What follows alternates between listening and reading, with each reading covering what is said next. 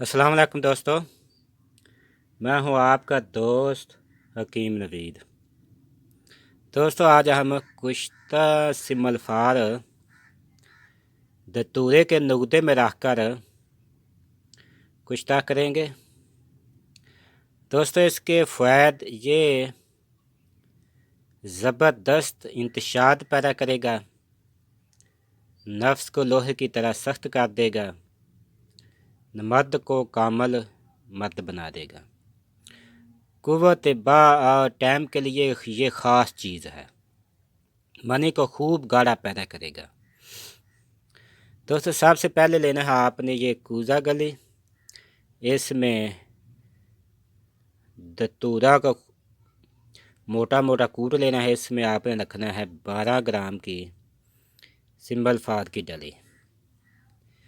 इसके ऊपर फिर डाल देना है ये बकाया दतूरा से आकर।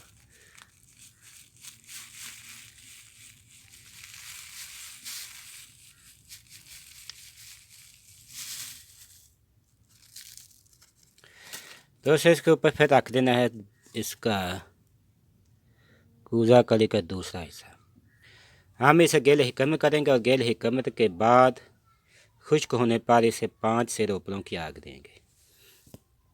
दोस्तों, हमने कुश्ता सिमल फाद को 5 से रोपड़ों की आग दी। अब हम सुबह इसे निकालेंगे। दोस्तों, ये आग बिल्कुल ठंडी हो चुकी है। अब हम इसे कुश्ता सिंबल फाद को निकालेंगे।